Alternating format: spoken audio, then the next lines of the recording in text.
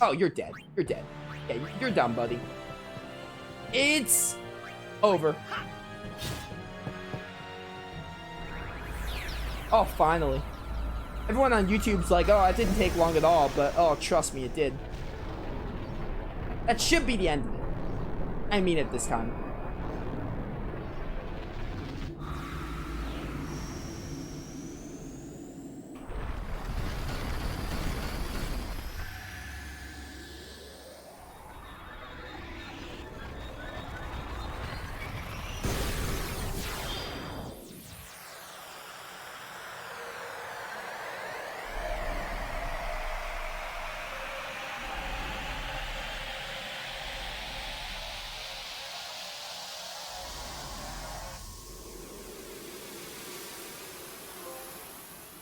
Eternal calm.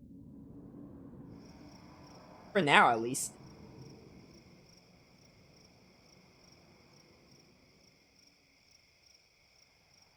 Oh, Besaid, it's been a minute.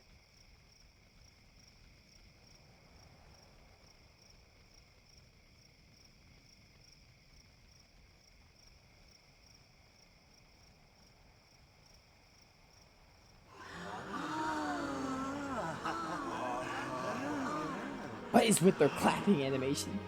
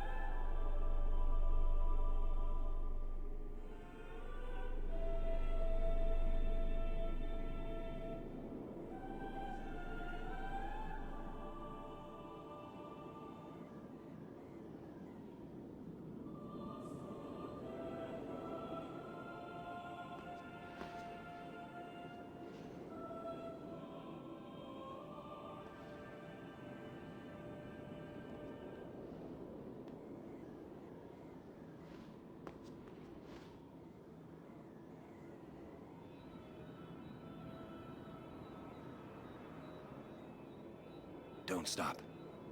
But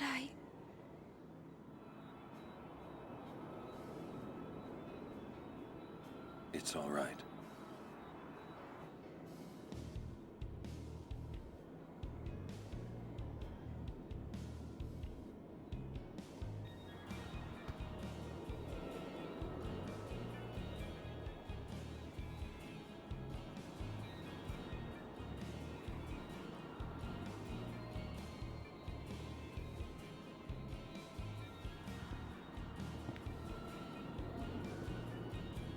It's been long enough.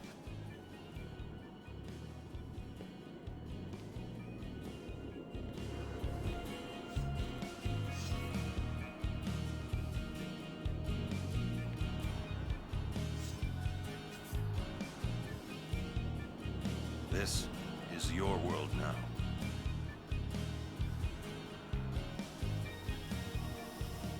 Aaron.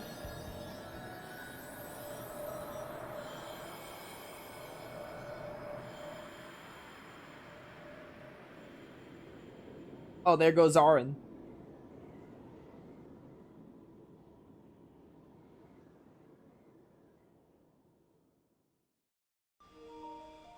Oh no!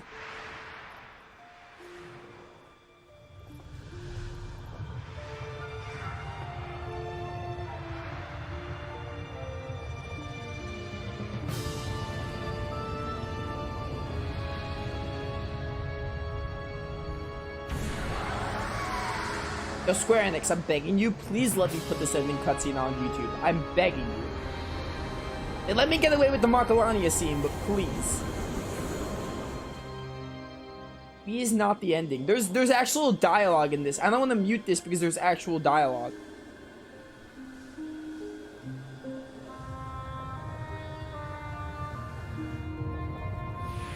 Oh, there go the Aeons. Oh, look at Shiva. What a waifu.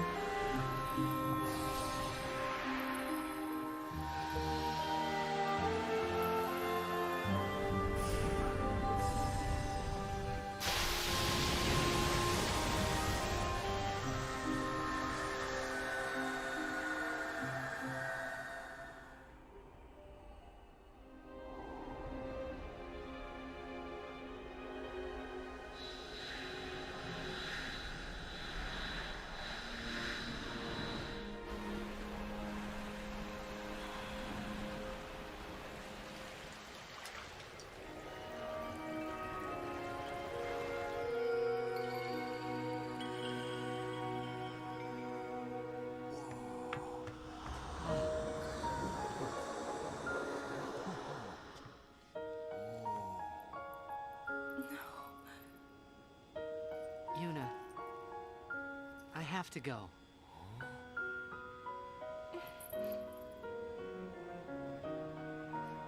I'm sorry I couldn't show you Xanarkand.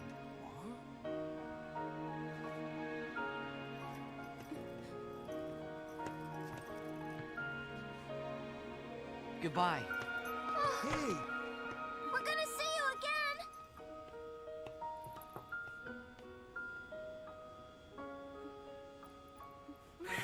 Yuna!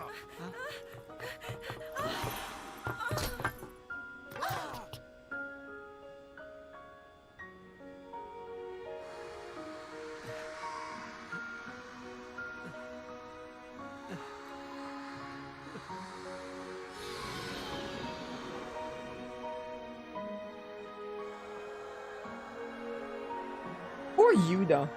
Honestly. This is such a touching scene, but poor Yuna.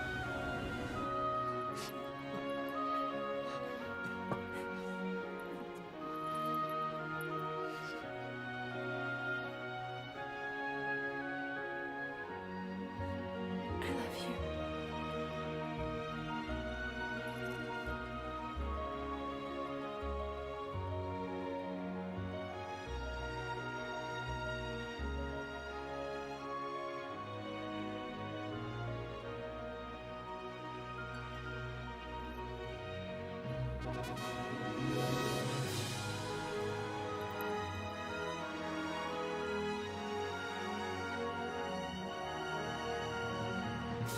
Cherish him, Yuna. Cherish him. I honestly thought Titus said that again.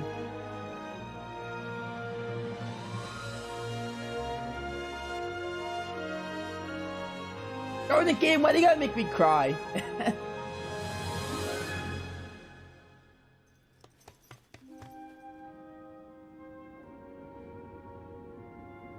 Off goes Titus.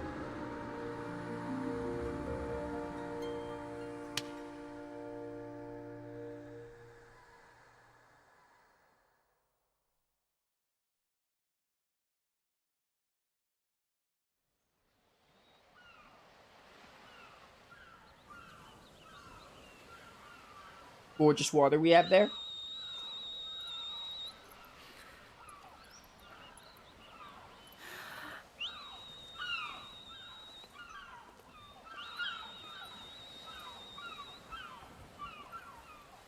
Yuna, it's time.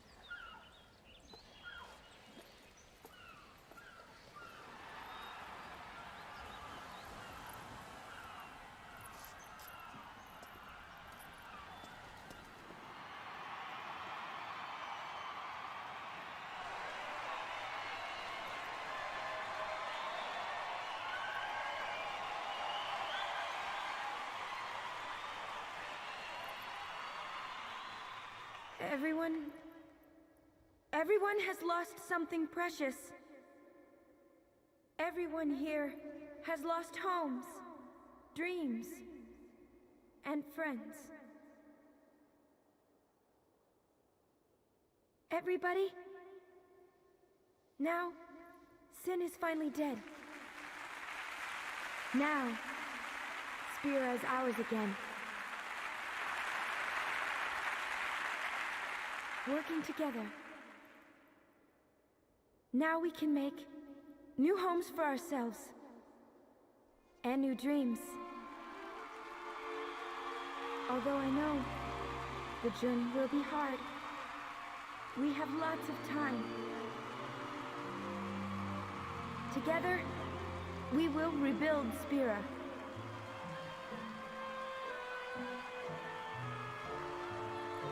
The road is ahead of us, so let's start out today.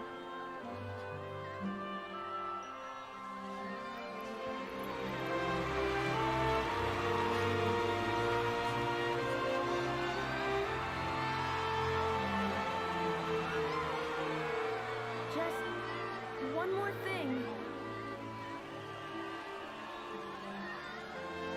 The people and the friends that we have lost. No dreams that fade.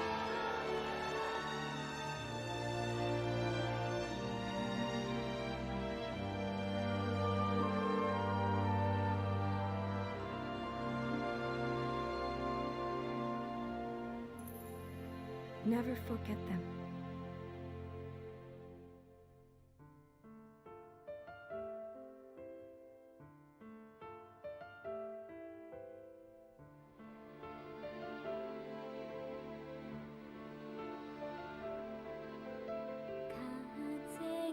Oh, this game is perfect. I love it. What a great way to end the game. I'm muting this. Like, I'm sorry, but I have no choice. There's no way they're letting me put that on YouTube. The other stuff was dialogue. I really hope I'm able to put that on YouTube. But, dude, great game. I want to get this out of the way. We're not to talk of the Yu Yevon thing. I'm not going to talk about it. All I'm going to say is this. It's pointless and dumb. Not because of how it is, it's just, there's no point of having it in the game. I just think there's no point. Like, what's the point of having something like that, where it's like, oh, like, he hits and he heals? It's just stupid to have in the game. Like, it's kind of pointless. Kind of like that treasure thing. Dude, this is a great game. Yeah, it took a lot longer, you know, losing the Ject, and, losing the Ject, you know, kind of added some time. But either way, it was great. The Ject fight was really good. I did really like the Ject fight. That was a really good fight. I just hate having to watch the cutscene again. But, yeah, great game. Honestly, I have a few complaints. The only complaints I really have with the game are, the Unaleska fight and the Seymour Flux fight. They are both bad, and they are both really annoying, and they should not be in the game. Or they should be changed. They are both terrible fights, they are both gruesome fights and all that, so, that's my only issue with that. And not being able to skip cutscenes blows. That also really sucks, having to refight a boss and having to watch the same cutscene without advancing it really, really sucks. The encounter rate's a bit high. That's kind of a nitpick. It's not a big deal, but that gets changed later with the ability. Honestly, that's all I can think of. Another thing is, like, the graphics are good in this game, but, like, definitely the mouth movements not lining up with the text kind of throws me off a bit. That's a nitpick at best. Some of the facial animations look like plastic sometimes. That's kind of a minor thing. This game was made in 2001, so there were, like, limitations. I don't really know if it's fair to consider that. That's why they're nitpicks. But that's looking at this game from, like, a new perspective. But yeah, honestly, the game is great. I love this game so much. This is like up there.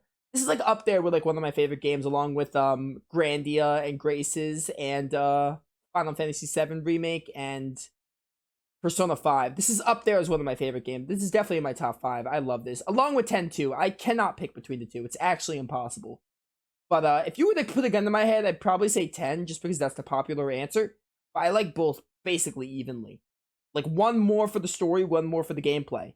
But yeah, I love this game. Let's talk about it for a bit because we're like almost 5 hours in, so I really hate that I don't have music going. But let's talk about it for a bit.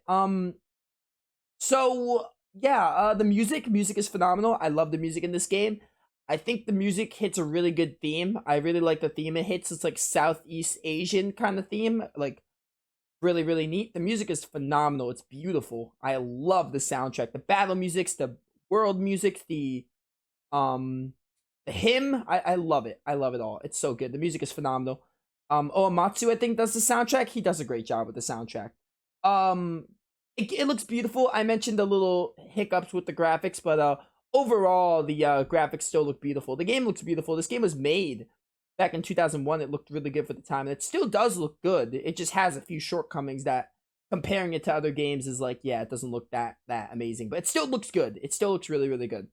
Another thing, gameplay, ton of fun.